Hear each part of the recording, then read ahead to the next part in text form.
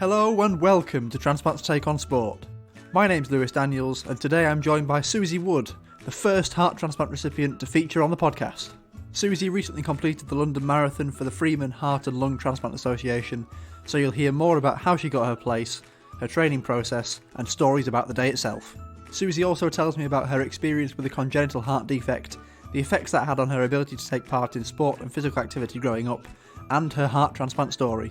I hope you find Susie's story inspiring and uplifting, as she's come a long way since her childhood.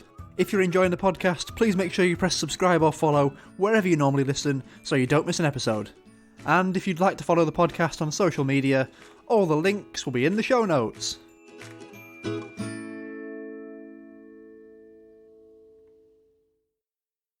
The first heart transplant recipient on the podcast, Susie Wood. Welcome to Transplants Take On Sport. Thank you very much.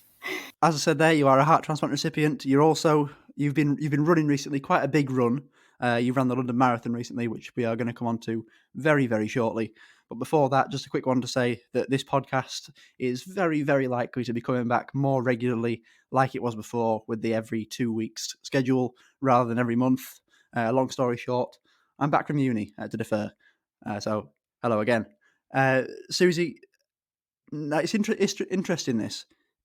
You were unable to play sport before your transplant, which we will come on to later in the podcast. But you ran the London Marathon very recently. Is running something you've been into for a while since your transplant? So running is a whole new journey for me, really. Since transplant, it's something that I've been quite lucky that friends and family, my husband's a bit of a crazy avid runner. So occasionally, he was very good actually early days after transplant and just encouraging me to do a little bit. But as I know we're going to be sort of talking about later on, it was not something that was something I'd particularly done. So yeah, it is. It's all a bit new. So my journey was quite gradual, but certainly it's taken off quite recently. And I never expected to do the London Marathon, but luckily, with everything that's happened recently, that's what's happened. So yeah, being able to do that. It's a great story that you've come from, as I said, we'll come on to later, no sport to doing something as challenging as this. What made you decide to take part in the London Marathon? It was obviously COVID times were tricky for all of us transplant recipients, and during that time I needed to shield away from work. I work in a hospital. I work as an occupational therapist in a spinal injuries unit, so I was having to shield. I think I felt like a lot of things had been sort of outside of my control. I knew that I couldn't control the virus. I couldn't control the fact that I needed to take immunosuppressants. For me, the only thing I could control was my fitness. So I sort of made sure that I, got lots of exercise and really upped the fitness. And bizarrely, one day I needed to contact clinic at the Freeman Hospital, couldn't find their email address anywhere. So I went onto the website for the Freeman Heart and Lung Transplant Association.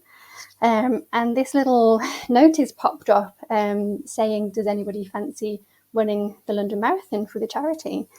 So a little bit spur of the moment, a little bit of COVID craziness, I responded and just put my name forward, never thinking that I would be successful with that. It's very difficult to get London Marathon places. I was really conscious of that.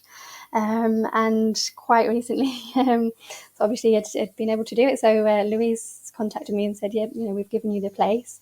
So that was what happened. And obviously after that, it's all systems go. And we've really got to do the training, got to get fit. And my running journey proper started at that point, really. I think we've mentioned it when someone else has done the marathon on the podcast before, but the application process, it's a ballot, isn't it? It is. I mean, I was really fortunate because the charity already had the place. It was just that I put my name forward for almost their ballot for the place. But yes, generally for sort of anybody that wants to enter, it's a ballot. It's very difficult to get those places. They're a bit like gold dust. But a lot of charities do have places. Normally for the bigger charities, they do ask that you raise quite a lot of of money. So luckily, when the Freeman, because it's a much smaller charity, they're very just grateful for the sort of, for promoting the charity and also for what we could raise. So I was very fortunate from that point of view, but I really wanted, because of that, to put everything into it and to give myself a target. I gave myself a target of £500, and we've been really lucky. I've got nearly sort of 1,800 now. So Wow. we've done really well, but I think people have been really interested, really, dare I say, a little bit inspired, that somebody had been able to sort of run the London Marathon after transplant, and especially with a heart transplant. But I'm very much not on my own with this. I do know quite a few heart transplant recipients who have done that, and have done it a lot quicker than me. So I don't want to be, to be saying that it's obviously not a common thing, but it does happen. And actually, for me, it was going to the Transplant Games and hearing stories from people that I first heard of somebody who'd had a heart transplant and done the London Marathon. And at the time, all those years ago, I didn't really think anything of it. But I guess somewhere in my psyche, it must have just filtered down. And it sort of became something that I felt like I wanted to do. If I was having to increase my fitness for COVID, why not combine it with raising money and raising awareness and trying to do something special? I definitely think you'll have inspired people, whether they've had a transplant or not, especially someone who's not coming from a transplant background and that perspective. Mm-hmm. Seeing somebody like yourself who's been through everything you've been through up to this point, you've had a heart transplant and still running the London Marathon like you have done, Mm-hmm. it really is inspirational. How long were you in training for, and what did it involve? Yeah, it was, as I say, it was very much a learning curve for me. My lovely husband has run quite a few marathons, very experienced, but he was very sensible in that this was my journey, and he was very supportive in the background, but also didn't want to. It's a bit like your other half teaching you to drive, isn't it? It's just not going to go well. And we decided that would probably cause more arguments than anything. So I did actually approach a running coach. And he was really helpful. I sort of met with him once, and then it was just a few sort of emails during the process just to keep me on track. So that was helpful. To begin with, because it was probably about a year that I ended up training for because of COVID. It was meant to be April this year that the marathon was run, but London Marathon decided October was better. It gave them a bit more time. Obviously, the vaccines were coming in as well. So training kind of was running 3 times a week. One of those was a gentle run with a friend. Quite lucky that there's a little very, very relaxed group of lovely ladies who go for a run a couple of times a week locally to me. So I normally did a gentle run with them, a longer run at the weekend with I was just on my own, and then tried to do a little bit of speed work as well. So that was kind of the process. I wrote a blog as well. Again, just trying to be accountable to the charity. I didn't want it to be that I'd got this amazing place and I sort of was off squirreling away somewhere doing my training, and then suddenly at the end of it said, "Oh, I've done it." I wanted to share that. There were ups and downs, there were injuries, there was a lot of learning about energy gels and learning about having my running style analysed and getting different shoes. So it really was, I kind of took it as a bit of an adventure. I didn't know whether I could do it. I didn't know how it would work, but I was going to give it my all and give it a try. You mentioned the energy gels there. Mm-hmm. How did you keep yourself fueled throughout the run, and did you have to change your diet or adapt it in any way leading up to the marathon? Well, the wonderful thing about training for a marathon is that you can literally eat quite a lot. So, as somebody that's not normally have a massive appetite, I suddenly was like, "Oh, this is quite good." But I suppose, with all honesty, I did get a bit of advice. I read, there's a really good sort of runner's cookbook that I found from a lady called Anita Bean, who was actually one of the presenters at the London Marathon running show.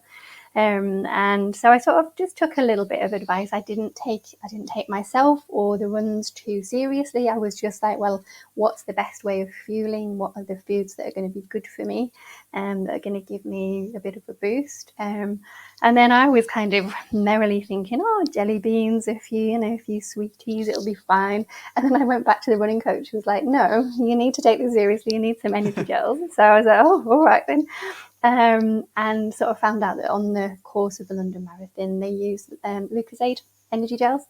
So I thought, oh, I better invest in a few of those if that's what I'm going to be using on the big day. I need to know. So yeah, I just ordered a few of those and then tried running with them. And they made a massive difference, actually. They were really good. So I had, just in my long run. So anything under about sort of 8 or 9 miles, I didn't worry too much. I just had food beforehand, maybe a couple of hours beforehand as normal. And then anything longer than about 10 miles, I normally did. Took some energy gels with me. I'm very fortunate where we live. We kind of got some beautiful tracks and trails, and we've sort of got a nice forest area nearby. So I was really lucky that I was sort of out there and able to sort of take my energy gels with me in a little backpack and try them out as I went along, really. I may be wrong on this, but I'm sure I've heard somewhere before that you can't listen to music on while you're actually doing the London Marathon. Yeah, But you mentioned energy gels there. Can you just, as you're going round, can you eat, I don't like gels, but can you have like say cereal bars or yeah. I mean, I think energy bars of sorts? a lot of people sort of, I mean, there's obviously some very talented runners in the elites who take their own fuels and have their own regimes. Yeah, I think a lot of people, I certainly took a couple of like cereal bars to the start because I knew I would be in that pen to begin with for quite a while. Just getting to the start line was about an hour. I was sort of in a muddy field beforehand for an hour. So yeah, I did take a few bits and pieces. I took 2 or 3 of my own energy gels, and then obviously there are ones on the course as well. They're very good. There's water, there's Lucozade, there's energy gels on the course. But there's also, you run through some amazing residential areas of London, and amazing, the children are out on the streets with boxes of sweeties. There was a Mr. Whippy ice cream van halfway around, and I was so tempted. So tempted, but I thought, you know what, if I sit down and have an ice cream, I'll literally not finish this thing. But yeah, I think it's such a lovely vibe, and a lot of the people of London come out and celebrate with you. So yeah, I think you could be as adventurous or not as you want, really. I think some people were stopping and having ice creams and doing all sorts of bits and pieces. For me, I did take a few sweets and did some high fives with the kids, which was fun. And the rest of the time was very much just sticking to my plan, moving it through gradually, and the energy gels. Did you see a lot of people in fancy dress? Yes, yeah. I mean, I suppose the really good amateur runners are going to be completing that in about 4 hours. I was listening to the podcast with Ryan Brett. It's amazing runner that he is, and all the challenges that he's done. And I know he sort of said his marathon time pre-transplant was sort of under 4 hours, which is amazing. For me, my time was sort of 6.5, which a lot of people would say, well, that's a really long time. The back of the race, if you like, the people who walk, are about 8 hours. So I felt like I was nicely kind of nestled in between, but because of the time I was doing it in, I did see quite a lot of fancy dress runners. They were around me. Some went past me, some stayed behind me. But yeah, there was quite a nice array of fancy dress. So quite a few, and again, that's quite nice for support and for the kids. There was a guy who had a really sort of big tiger suit in, so all the kids were like, Mr. Tiger, Mr. Tiger. And then there was a couple of firemen who were running with like a pretend fire engine around them, so they were getting quite a lot of support. There was Woody from Toy Story. I saw him a few times. So yeah, it's nice. It's I wasn't taking myself too seriously. I was enjoying the day. So yeah, I saw quite a few different people. You remember those sort of things as a cricket fan, Mm-hmm. watching a lot of that. It's great seeing what people do with their costumes and how they just take on that role. Like watching cricket matches, I've seen people. Someone dressed as the Queen coming down with loads of pints down the stairs, and ducks running round, nuns running round, Yeah. all sorts. It's nice, isn't it? I think, like you say, those are the things that stick in your mind, aren't they? And there's always a novel costume out there somewhere, isn't there, that somebody's found. Having done the London Marathon, would you ever do it again? It's really strange this one actually, because I think people always say, you say never again, and then until the day after, and then you're like, oh, got to do that again. But in some ways, I don't know whether I would, and that is because I had such an amazing day. It was fabulous. The weather largely was pretty good. The crowds were amazing. I had a fantastic time. It was very emotional for me. I was really kind of just so amazed at my body to get around that. So in some ways, I don't think it would ever be as good again. So I think possibly not, but then don't hold me to it. You never know. Well, on that topic, we've got some listener questions, and one of those is on a similar line to that. If you'd like to send in any questions, you can do so by following Transplants Take On Sport on social media. And the day before or the morning before a podcast, I will put a post on all of those saying who's coming on, what the transplant is, what the sport is, maybe something notable they've done, and you can ask your questions away, whether it be in the comments, DMs, the little question box on Instagram.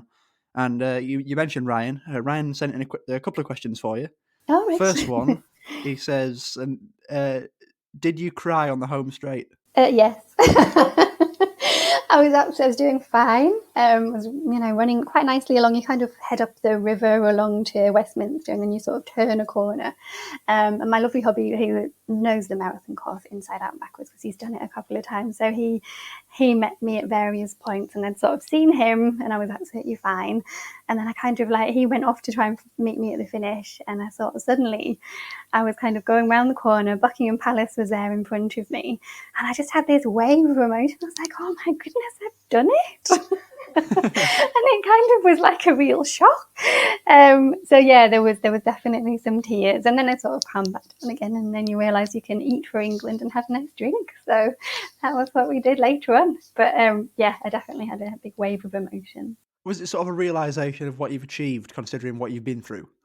I think that's true. I mean, I as a child, I know we're going to sort of talk about at some point.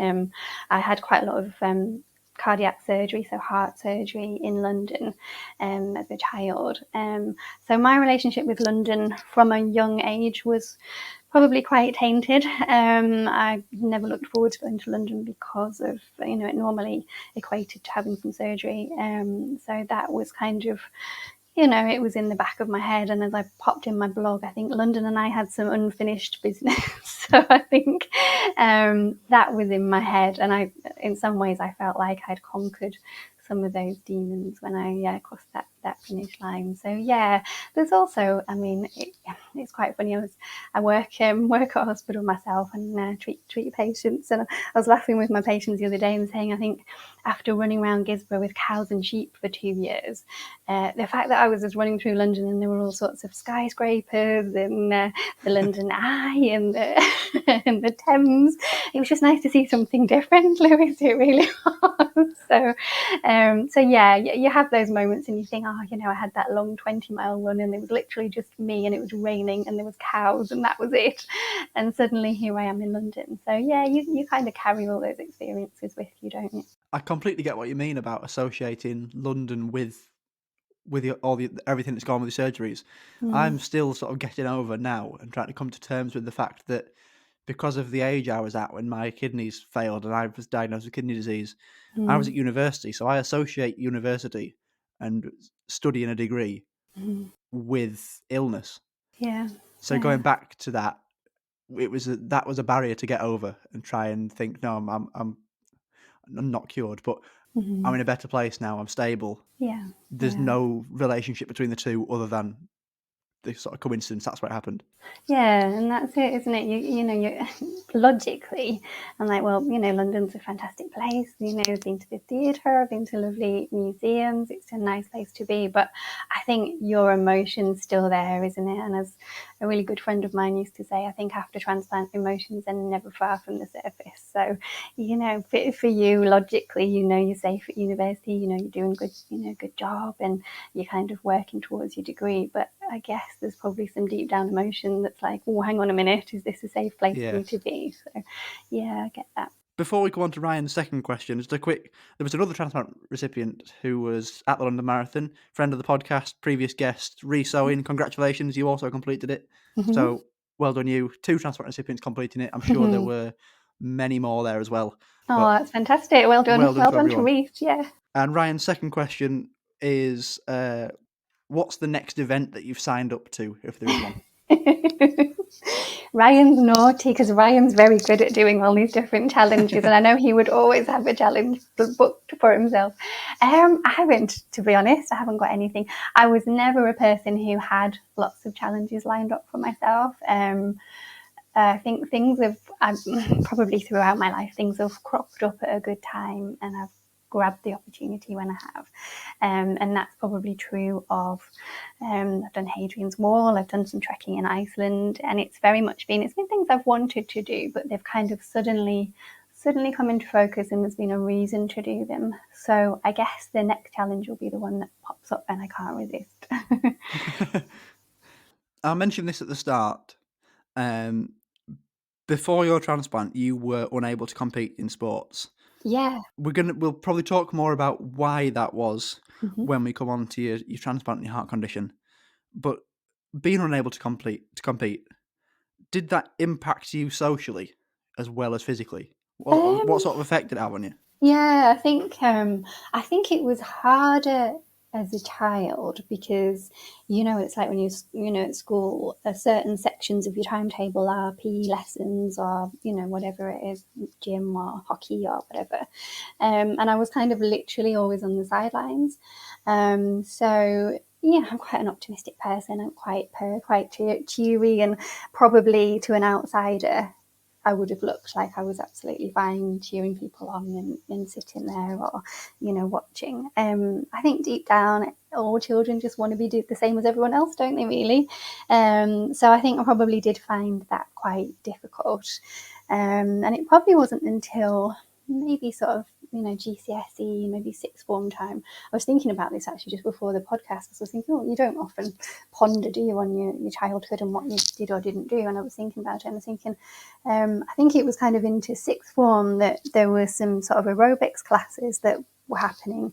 And because it wasn't a team sport and it was something I could dip in and out of, I did that for a little while. And actually that was really nice because I could kind of, I could do the class and kind of maybe have a breather halfway through, or if there was a particular bit where I was getting tired, I could sit down. And we had a really good aerobics instructor that knew me and knew, what the issues were. So I could gradually build up my fitness doing a little bit, but then sort of sitting back a little bit as well. I was also I was into horse riding. I quite enjoyed horse riding. And again, horse riding can be incredibly physical for really good riders. But for me, I was able to do a little bit, even if it was just 20 minutes, half an hour, without it being quite as tiring. And that was something I kind of enjoyed as a child. But I would say there was a lot socially that I probably did miss out on. I can remember going to sort of, how they used to put lists up of who's made the team for hockey or tennis or whatever.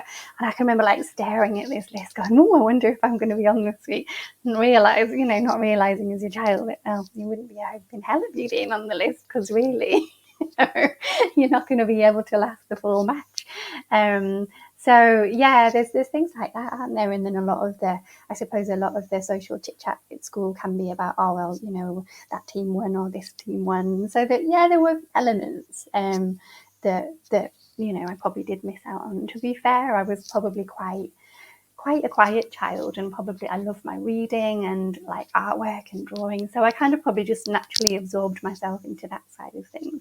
And it wasn't really until I probably left school, went to university, and there were probably a few more options, and again sort of exercise classes that I could dip in and out of, because that's not 90 minutes on a pitch, is it? It's kind of, or hours and hours playing tennis. It's kind of, you can dip in and out a little bit, so that worked quite well. And I always kind of quite enjoyed walking. We normally had dogs when I was little, so gentle exercise I've always enjoyed. I love being outside, absolutely love being outside. But it was hard as a child because I think, walking in the wind was really difficult. I used to get really cold. So again, your options are a bit more limited. So I think socially, yes, it probably did. But it's probably, I think, like everyone who's had a transplant, sometimes you don't realise how poorly you've been until you've had your transplant, and you think, oh, actually, yes, I did miss out on that. But at the time, it's just normal, isn't it? I definitely get that, not realising how ill you are until afterwards. Those little bits that you could do, the walking, horse riding, exercise classes, how important were they considering the ones considering that you were limited in other ways? Yeah, I think they were, and I think it's a little bit of that pride as well, isn't it? That you don't, you want to feel like you can include yourself in some things. And certainly, as I said, I love being outside. So I think anything that gets me out and about, I really enjoyed. I love being in nature. I love, we're really lucky where we live. There's the sort of forests and up to the North Yorkshire moors, it's lovely. It's nice to be out. No matter the weather, it is really nice to be out. But it was just more difficult before. Did you want to take part in the more physical, more demanding sports when you were growing up? I think I was very realistic Yeah. in that I knew what I was able to do, and kind of I knew there was a reason why I couldn't. So it kind of wasn't about what I wanted necessarily. It was like, well, I know I can't do it, so why don't I focus on something a bit different? Which, to be fair, is probably something that I've carried right the way through life, that, if there is something that I can't achieve, I'll look at it a different way. And I think, transplant recipients are so resilient, aren't we, really? So, yeah, there probably would be times when I'm like, oh, I would have quite liked to have done that. I'm not massively competitive, but I think there is that element of trying to challenge yourself, which obviously, running is good for that, isn't it? We've been talking now for a while, and people may be wondering, why is it that you weren't able to do more demanding things? Now, from the information you've sent me, you were born Mhm. with a congenital heart defect. Do you want to tell Yeah, us a bit more about that and how it affected you growing up, why you weren't able to take part in more physical sports? definitely. Yeah. So there are a lot of children and people who are sort of growing up and adults now as well who have congenital heart conditions, and they range in severity, and they range in type as well. But mine, the left ventricle, so that tends to be the bit that pumps the oxygenated blood out into your body. That bit wasn't working. Was kind of a different shape. It wasn't quite how it should be. So really, my oxygen saturation was quite low. It was very blue. I was very cold quite a lot of the time. And I really sort of struggled with just either getting out of breath or just having the energy. My fatigue levels were huge. Even sort of eating and drinking. You know what it's like when you've got a really bad cold and you're trying to eat something. It's hard work, isn't it? Because you can't breathe and eat at the same time, and it's hard work. And that was kind of what it was like. It was very hard. Everyday tasks were just really hard.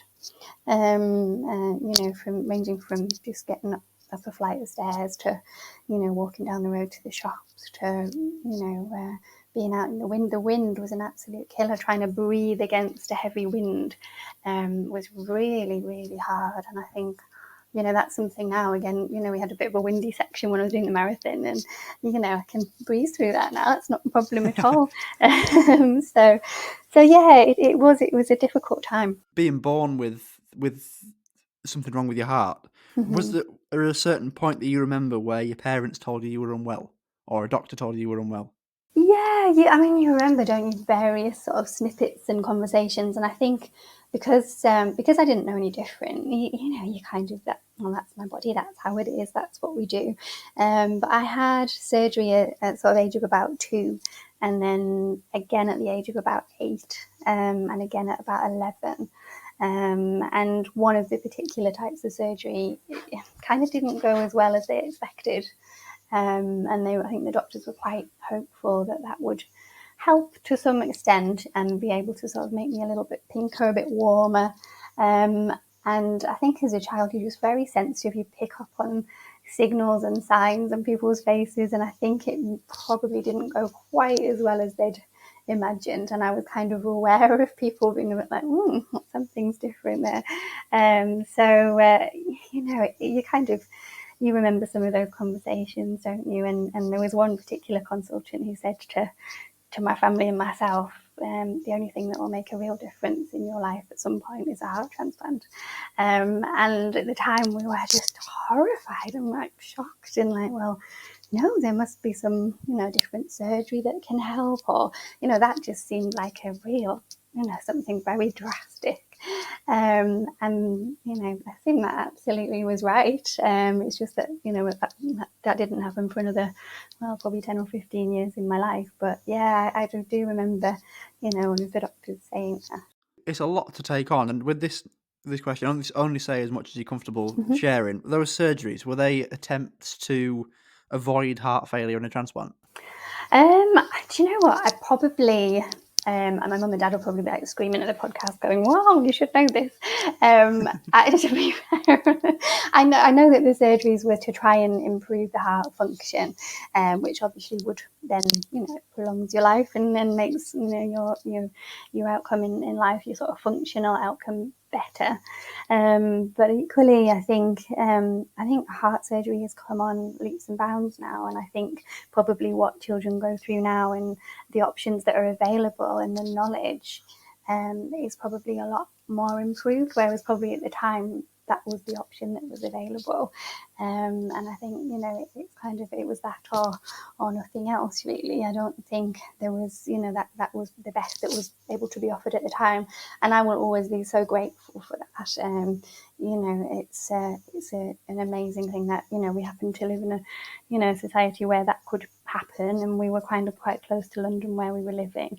But yeah, as a child, it was terrifying and it was horrible, and I didn't want to do it. But as an adult, I can see, actually, if I hadn't have had that surgery at the time, it wouldn't probably have got me to the point where I was able to move forward and have my transplant. So yeah, it's a bit of a mixed bag. So you knew you needed a transplant for quite a while before you actually had it, but what? Well, no, it was do you know what? It was a throwaway comment by a consultant that shocked us all at the time. Right. But then it was never mentioned again. And I just carried on and lived my life. That was probably at the age of, I would say, maybe 10 or 11. Wow. And then I didn't have my transplant until I was 27. So it was a throwaway comment that kind of landed in my brain, and I was a bit like, ooh, strange. But I kind of, got on with my life, did what I needed to do. I sort of finished school, went to university, started work. I always struggled with a few things, but managed to do everything, that I needed to do day to day to do all of those things. But yeah, it was, you just kind of carry on with how you are. And the transplant circumstances were a lot more dramatic than that, and actually just cropped up completely out of the blue. Never, it's never a conversation anyone expects to be talking about transplantation, as you know. But yeah, so that was very much out of the blue. It's a big throwaway comment for a 10-year-old to hear, that you'll need a transplant one day. It was a bit like, well, and and you're like, oh, right, okay. But I suppose that's possibly how things were. This is sort of back in the sort of 80s. That I think children are a bit more involved in decisions now, aren't they? And I think possibly then it was maybe a little bit different. You mentioned there the actual reality of the transplant happening and you really needing it. Yeah. Do you want to tell us a bit more about that and the story Yeah, behind of it? course. So I suppose sort of, recap, I had some surgery as a child, some of that really successful, some of it not so successful, but I kind of carried on regardless, sort of went to university, started work as an occupational therapist, which I love, and then met my lovely other half, and we'd just got engaged actually. We'd been in New York, just got engaged, came back, and I went to work one day. I think from what my friends remember, I think I might have had a slight cold or something, but nothing major, and collapsed in the atrium of the hospital where I work. So I was resuscitated at work, looked after brilliantly by some of my colleagues, and taken to ITU in the hospital that I work. And I was very, very poorly for a while. They believe it was something called an arrhythmia, so the heart had just gone into a really strange rhythm. And I sort of needed to be sedated for quite a while. So I was in hospital for a good few months. And the Freeman Hospital, where I'd been having my checkups for my congenital heart issues, had kind of sort of said to the other hospital, look, just get Susie nice and stable and then transfer across to us and we'll look at what the options are. But yeah, my poor family and Mark, my hubby, and actually to a large extent my colleagues really went through it. It was quite a dramatic time. In a way, were you in the best place for that to happen? 100%. I think when I was answering Ryan's question about kind of the fact that I kind of just kind of timing and sort of things crop up, and I think that's the thing I want to do. Yes, timing throughout my life. Actually, I have been super fortunate with timing for things. You're absolutely right. If I'd have been, it would have been horrendous to think if I'd have been in the car and somebody else had been injured because I'd passed out in the car, or if I'd have been at home, we 100% wouldn't be having the conversation. The fact that I was at work, the fact that there was a crash team on site, the fact that they were able to get to me really quickly and get me upstairs to the ITU quite quickly was fantastic. It's a remarkable story, and I think people will be inspired by what you've done since then, considering that being the lowest point you could be at.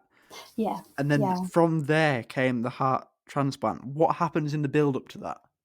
Yeah, so I was sort of out of it and sedated for quite a long time, a couple of months probably. Gradually brought round to be sort of aware of what's happened, and trying to just get my head around the fact that this has happened, but I remember absolutely nothing about it. It's very strange. But I think the body's very natural protection is that you don't remember, and to this day there were a lot of it I don't remember, but I really don't want to. I think if those memories came back, they wouldn't be the best ones.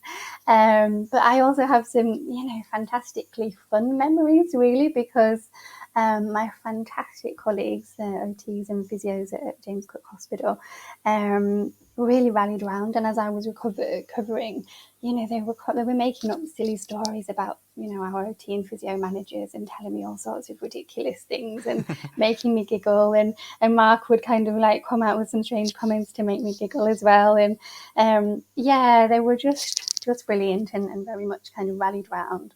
And then eventually I was transferred to the Freeman Hospital. They were sort of looking at decisions for whether I would be suitable for a transplant. That was the main thing. The other option wasn't great. The other option was probably to stay in hospital or be transferred with like a special sort of device that my friends and family would have to sort of shock my heart into a different rhythm if the worst happened. And I felt really strongly that it's really unfair for family members to be in that position. So we sort of came to that conclusion and we talked about transplantation, and I went forward for assessment for that. And you'll know as well as me that you're in a kind of funny predicament where you have to be ill enough to need a transplant, but well enough to accept it. Yeah. So it's a really odd one, isn't it? But luckily, I was accepted onto the transplant list. Again, it's never a conversation you want or expect to have. It's a difficult conversation. And again, this timing thing, I was only on the transplant list for 2 weeks. Wow. And the call came. So yeah, it's again just a case of being in the right place at the right time. And I'm really, really conscious that, so many people are on that transplant list for years and years, and people, a lot of people unfortunately pass away on the transplant list as well. So there's that is always in my mind, but I was incredibly fortunate. Did everything go as planned with the transplant? It did pretty much, Good yeah, to hear. yeah. And bizarrely, I think, probably with everything that I've been through, I do have a bit of quite a dark sense of humour, and I remember sort of saying to myself, oh, for goodness sake, just bring it on. I can't be any worse than this. So I kind of went down for my transplant, and kind of haven't really. I've had a few bumps in the road, but I haven't really looked back. I remember waking up. I remember it being a nice sunny morning. I could see the clock, and I was thinking, oh, okay, so I got through that one then. That's good. And it's just sort of gradually recovered. I've had a few issues and niggles relating to medication, which I think all of us do. The medication is so important to keep us going, but it doesn't come, it comes with its own issues, doesn't it? So, side effects and things like that. So, yeah, I've had a few bumps in the road after that, but largely have just been really well. And it's been a kind of steady improvement. I haven't sort of gone from transplantation straight into marathon running. It's been a 17-year journey, really, just sort of building up gradually and doing a little bit more each year. I mean, I was listening to, I can't remember, one of your other podcasts, and somebody was saying they tried to do something significant each year after transplant to sort of like mark that year. And I remember talking to somebody else who does that. I haven't necessarily done that, but I've always had some kind of goal that I've thought, oh, what I'd like to do next is this.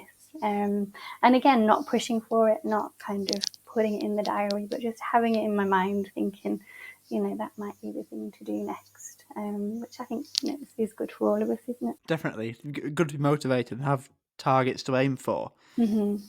Before we come on to more targets, Mm-hmm. I think people will be curious to know, and I know this is the answer to this is different for everyone. It depends on how your transplant's gone, where you are, your condition, the stability of it. How long did you spend in hospital after your heart transplant? I think I would say probably maybe probably about maybe 3 weeks a month, something like that. It wasn't that long, but there were a couple of, I remember I had to go back to theatre just for a little bit of deep stitching. I think there was an issue where they put the bypass tubes in, so I had to do a little bit of surgery just to kind of sew that back up. But no, I was pretty much back, and I just remember it kind of just being so strange, so surreal.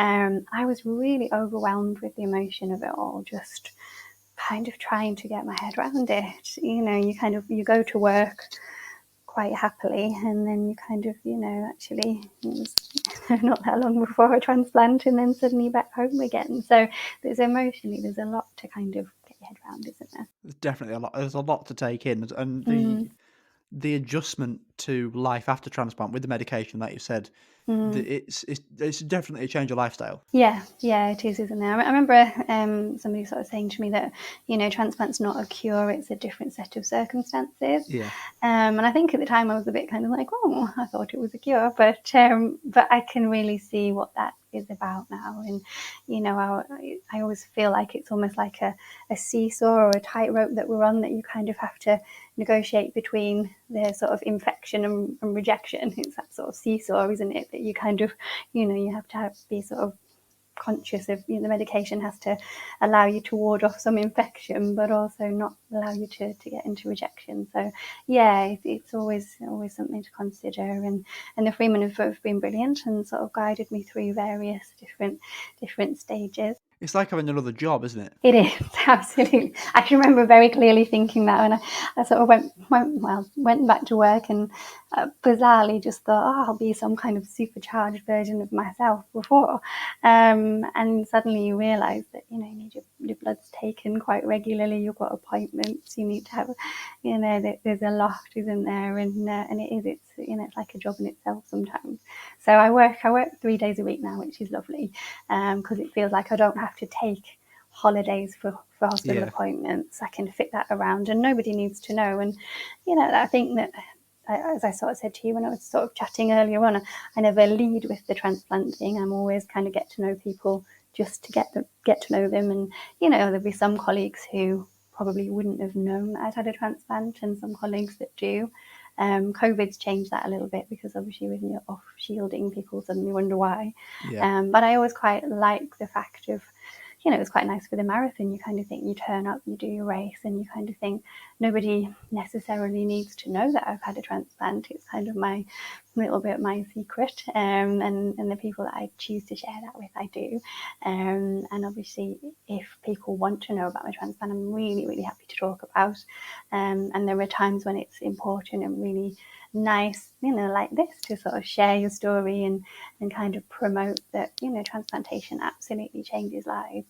And there are other times where you kind of just want to get on with your life and get on with your job. And both of those things are fine. I think it's everyone deals with things differently. In terms of your recovery from transplant, how did you go about building your fitness up again? And did you set yourself any specific targets of where you wanted to be in a certain time, or something you wanted to do? I didn't, and I think this is the difference between people who've been quite well prior to transplant, and people who haven't, because the whole notion of kind of competitive sport and being fit and active, it was a new thing for me. It was a really new Yeah. thing. So I didn't necessarily set any targets, but I can remember in the very early days just getting home from transplant, and I thought, right, I need to do something cognitive every day and something physical every day. And I was like, whether it's like a crossword for the cognitive, or I want to, do some painting or learn a language or whatever.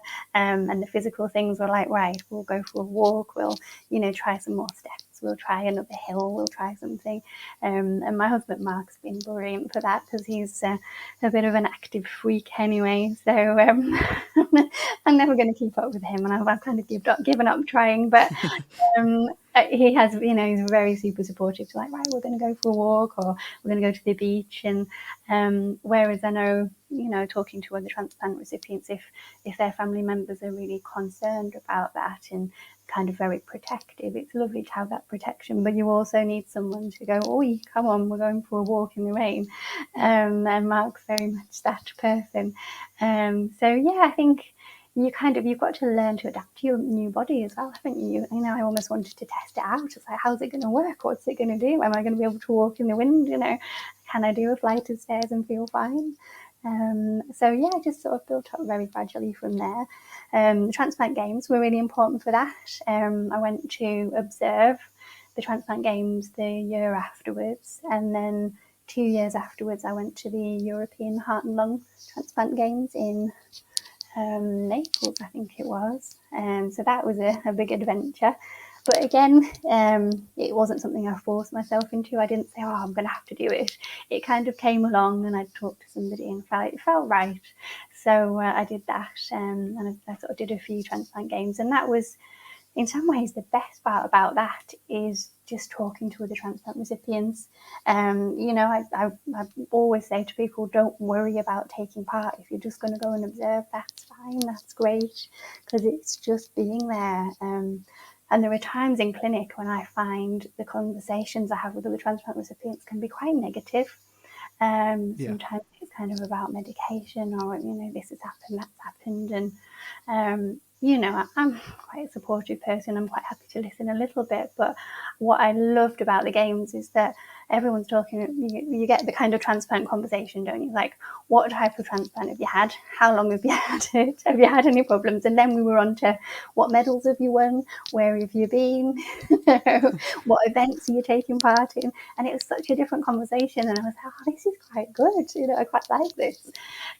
So that was good. And that was where I came across heart and lung transplant recipients who'd done the London Marathon, who'd done an Ironman, who'd done triathlons, and at the time you just chat away, don't you? But I think those sort of things just filtered into my brain, and I was like, oh, okay, that's interesting. Not that I did anything about it for another 9 or 10 years, but it was it was interesting. Well, speaking of the games, we've had the conversation. We know what transplant you've had. Mm-hmm. What medals have you won? Again, because it's quite a while ago, I'm trying to think. I think I've won a silver and a bronze, I think, and I think that was in France. and a bronze, I think, in Naples as well. And the Heart and Lung Transplant Games are very friendly. They're probably not as strongly competitive as the British and World Games, because I think for heart and lung transplant recipients, and I can only speak for myself, other people might not agree with this, but I felt quite daunted racing against maybe somebody with a liver or kidney transplant, because we're kind of in different circumstances, and I think your cardiovascular system is such a huge part of what you need when you're doing sport, that I think it just felt nice to go to the heart and lung transplant games and kind of compete against people who were quite similar. So yeah, a couple of medals in those, and but then the camaraderie is definitely much more important than the medals, I would say. Definitely, yeah, completely. I mean, I've not been to the Transplant Games yet, as regular listeners will know. Hopefully next year, but yeah, it's so important with whatever team you're in or whichever competition you're at. I can sense without being there that is huge. Yeah, I think it is, isn't it? And also I think it's good for family members to go along as well. And certainly when you see the children going to the Transplant Games and their family members are there, they're just so proud of everything that they achieve, and it's a lovely sort of warm, sort of supportive environment. What events did you take part in at the games, or have you done over the years? I think it was probably something like, there's a 5K walk, isn't there? I'm sure I did the walk one year.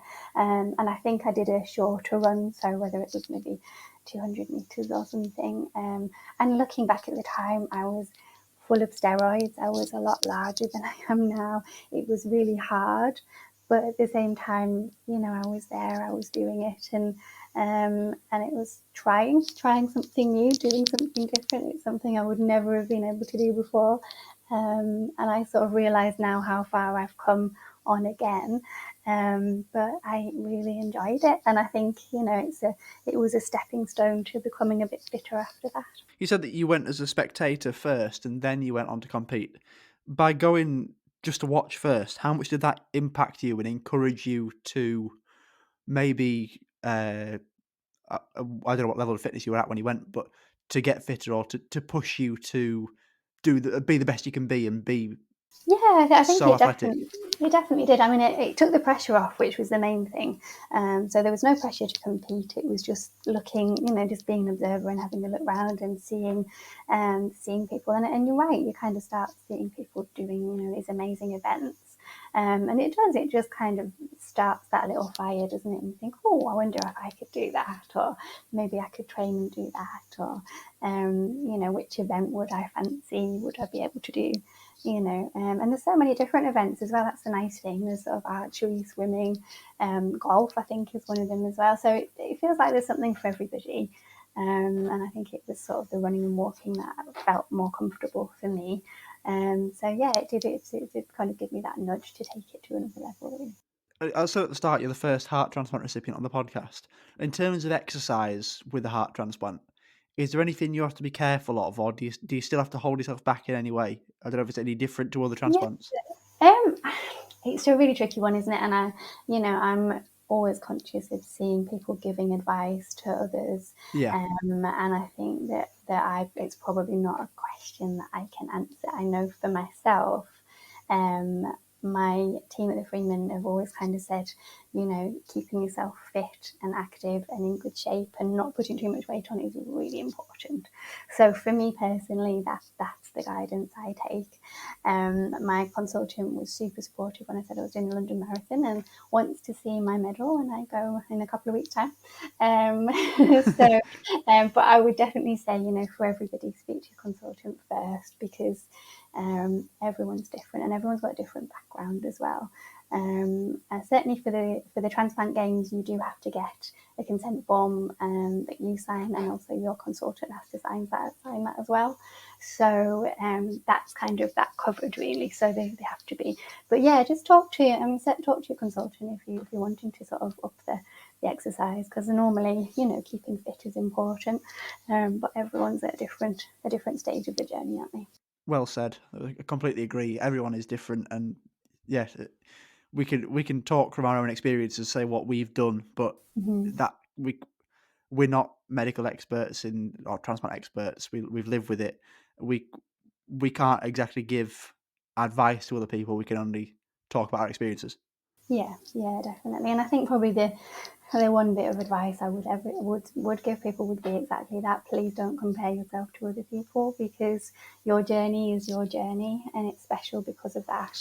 And I do sort of see people sometimes comparing, what medications people are on or what they've done at different times and stages. And I think, well, actually, everyone's journey is just unique. So try as much as you can. I mean, it's lovely to listen to stories, to be inspired, to wonder. And I certainly listened to stories, but I knew that somebody else's story wasn't mine. You've done quite a lot since your transplant, sporting wise. Mm-hmm. As you said, you've been trekking in Iceland. You've walked Hadrian's Wall. Mm-hmm. I'm going to big you up here. You've also done 5 Great North runs and the Edinburgh Relay Marathon. Is Yes. there anything that you regularly take part in at the moment? I stumbled across, it was funny, I took the dog out for a walk and came across these ladies running around Gisborough where I live. And I just stopped them and I said, "Oh, can I just ask, are you part of a running group? How does this work?" Blah, blah, blah. And there's a lovely lady who sort of said to me, "Oh, have a look for me on Facebook. This is what we're called. And if you want to come along, come along." And it's the loveliest group, and we're all different shapes and sizes, and everyone's got a different ability. There's some really good runners in there. Some of them are ultramarathon runners. They're amazing. There are people who maybe do an occasional park run. And there are people who've maybe come back from injury and really struggle. But we kind of leave no one behind, and we're part of a lovely supportive group. So that runs normally a couple of times a week right through the year. So I always try and get to 1 or 2 of those. I've got a crazy Labrador who keeps me fit. He's slowing down a little bit. He's actually under the desk at the moment while I'm chatting. So I think actually, joking aside, having the dog has been really good because you are out of every day in all weathers. I quite enjoy some exercise classes. I quite like my sort of Pilates and yoga, that sort of thing as well. So I don't have a routine necessarily. I go with how I feel on the day, how I feel with the week. Work can be quite challenging, can be quite tiring. Yeah. So it just depends on the schedule. But I do try and make sure I'm outside a good sort of 4 or 5 times a week, because I think just being outside, I know for me, for my mental health, it really does give me that big boost. Absolutely, and that side as well, mentally, is so important in the lives that we now live. Mm-hmm. Definitely. And I think sort of since COVID as well, I think, I know I was listening to Lynn Holt's interview and she was sort of talking about the importance of just being active. And it doesn't necessarily matter what it is, does it? But being active really does help with our mental health. You've done an awful lot in over the years, and your story is inspirational. I think people will really be, well, I'm going to say it again, it's inspired by everything that you've done, where you've come from not Mm-hmm. really being able to do much physically, to then building back up again after your transplant. And again, once again, congratulations on running the London Marathon. Oh, thank you. It's probably just worth mentioning as well. The charity, the FHLTA, had a couple of virtual marathon places as well. So we actually had 3 of us running. So 2 of my my colleagues, if you like, Louise and Paul, did the virtual London Marathon. So it was quite nice when I was going around the London streets. I knew that they were doing their virtual London marathons as well. So, and I know that was running and walking for them, but they both did amazingly. And again, they're both heart transplant recipients, I understand. We haven't met; we've just been messaging. But yeah. So for people out there, there are other options. There are virtual races, and that's another option. Out of everything you've done over the years, what would you say is your greatest sporting achievement? I think they're all different in different ways, but I think I was never a person who set out to run a marathon. That was never a goal. It was never a plan. It was never anything I aspired to. I think COVID made me think, do you know what? It's such a dangerous world out there. The fitter I can be, the better it is. So that gave me a huge jolt to think seriously and think, do you know what? If I can get really fit, that would be really important. So I think the combination of just the timing of needing to be as fit as I could be, the marathon plays coming up, suddenly throwing me into the world of marathon running, which It still feels bizarre talking about it. I'm like, what, me? Really? So I think that probably at the moment that is my, the thing I'm probably most proud of. But all of them have been different challenges. And actually, I suppose as well, I'm probably very proud of my pre-transplant self because I know now how hard that was. So there's a bit of pat on the back for getting through that bit as well. I'm glad you said that because I asked this question to, I think, most people who come on, Mm-hmm. and when you listening, you'd expect it to be the the gold medal or the highest honor, if you like, in terms of you completing the marathon. But Mm-hmm. it's nice when, like you've said there, there's what you've done pre-transplant, or when people may say their first bronze because it's that the the first one, the first memory that kickstarts you for going on for other things and Mm-hmm. sort of gets you hooked on it. Yeah, I think that's it, isn't it? Yeah, I think that it's true, and everyone's different. But yeah, it's. I think things come along at the right time, don't they? And it's important to kind of embrace those while they're there. Absolutely, Susie. It's been a pleasure to talk to you today. I'm definitely feeling I'm uplifted, inspired. I'm inspired by this because we were saying, I don't want to go too much into it off before we started, saying how sort of I was at university. I've now had to defer again. There's a lot to go through. I don't want to be all poor Mm-hmm. me, but it's I feel better after doing this. Mm-hmm. Yeah. Talking to somebody with a different transplant, been through completely different experience to me. It sounds, and we're all different. It sounds very, very challenging. Everything you've been through. From Mm-hmm. I can't even imagine what you've gone through growing up with, like you said, struggling to walk in the wind, sometimes struggling to walk upstairs. It really is inspirational. I hope that people listening have seen that as well. One more question before we go, which I think Mm-hmm. you've probably answered. I think you went into it without me having to ask it. But what's one piece of advice you'd give to someone facing a transplant? It's the one I ask every week. Yeah, definitely. And as we've sort of touched on that, everyone's different. It's probably sort of worth mentioning as well, just in terms of transplantation, something as much as I say, don't compare yourself to anybody else. Try and have a good chat to people as well, and try and get that bit of advice and talk to other transplant recipients. I'm incredibly sort of grateful and lucky in some ways that I'm actually in touch with a lovely lady called Jill, who received the lungs of the same donor Oh, nice. at the same time. So we were in a strange situation where we didn't meet each other, but our families were chatting because we were obviously in hospital at the same time. And bit by bit, we kind of discovered that our donor is shared.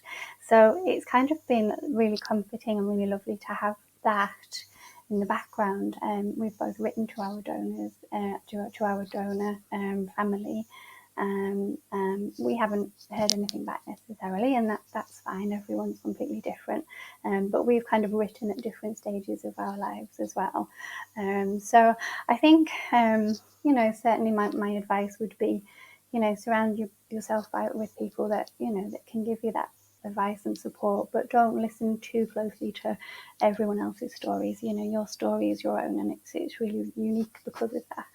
Absolutely. And there we go. Susie, thank you so much for coming on the podcast. I've very much enjoyed it, and I've come away feeling so much better than I did before. Mentally, I'm lifted, and long may the podcast continue. Mm-hmm. Well, thank you so much for having me, and keep going with the hard work, because it's lovely to share stories. Absolutely. And if you'd like to share your story, if you'd like to get in touch, you can do so by email. You can email transplantstakeonsport@gmail.com, or you can go to any of the social media pages: Instagram at Transplants Take On Sport Pod, Facebook at Transplants Take On Sport Pod, and Twitter at TTOS Pod. So if you've got a story to tell, please do let me know. I'll be able to read that. I can try and get people on. This is how Susie got on. You got in touch, and it was perfect time with the marathon just happening recently. So yeah, if you've got a story to tell, please do. If you'd like to suggest something you'd like to see on the social media pages, if you'd like Instagram lives, if you'd like me to, I don't know, film something while I'm out and about walking somewhere, anything like that, please do get in touch. I always enjoy hearing from people, and I do see all the messages, all the comments. So thank you. And if you're listening on Apple Podcasts, that is the most listened to app for you to listen to this on. Please make sure if you're enjoying it, that you go and rate it 5 stars on there, because that would be a massive amount to me, and it really helps more people discover the podcast on there, so you can spread the word around like that. And also, good old word of mouth. If you are liking what you're hearing, please do share it with your friends, your family, people at the hospital. You might be there for clinic appointments in person now. I'm not, but some hospitals may be doing that. If you feel like you want to contribute to the podcast financially, again, no pressure to do so. I've said this before. Absolutely no pressure at all. There's a link at the bottom of the show notes, which is the Acast supporter feature, and any donations there will go towards keeping the podcast going forward, whether that be for recording subscriptions, microphone, some sort of equipment. Anything helps, but again, don't feel under pressure. Once again, thank you to my guest today, Susie Wood. I've been Lewis Daniels, and you've been listening to Transplants Take On Sport.